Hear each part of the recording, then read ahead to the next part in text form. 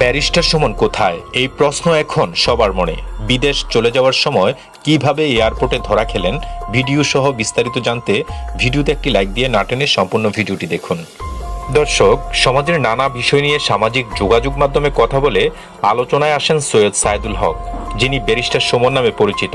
শেষমেশ হবিগঞ্জ ৪ চুনারুঘাট মাধবপুর আসনের সংসদ সদস্য হয়েছেন তিনি।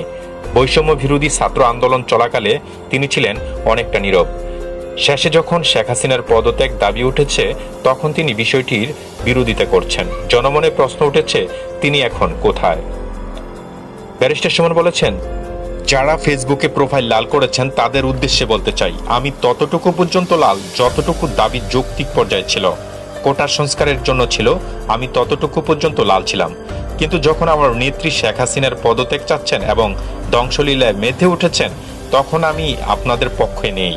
কেননা আপনাদের যেমন আমার নেত্রীর বিরোধিতা করার অধিকার আছে, আমারও আমার নেত্রীর পক্ষে দাঁড়ানোর অধিকার রয়েছে। গত রবিবার হাইকোর্টের সাংবাদিকদের এক প্রশ্নের জবাবে তিনি এসব কথা বলেন।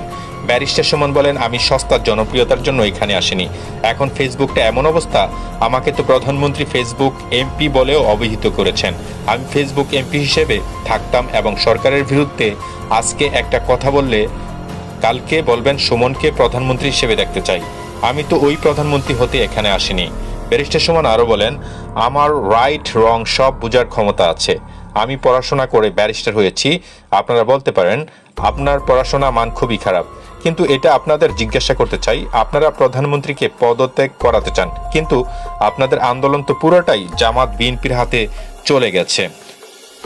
তাহলে আপনারা জামাতকে আবার ক্ষমতায় নিয়ে আসবেন, তারেককে ক্ষমতায় নিয়ে আসবেন, তিনি তো দণ্ডপ্রাপ্ত। তিনি আরো বলেন, আজকে আপনারা এক দফা চাচ্ছেন, আপনাদের এক দফা কি? মনে করেন আপনাদের এক দফা আমি মেনে নিলাম, প্রধানমন্ত্রীকে আপনি পদত্যাগ করেন, ছাত্ররা মারা যাচ্ছে, স্বতন্ত্র এমপি হিসেবে আমি তাকে বললাম।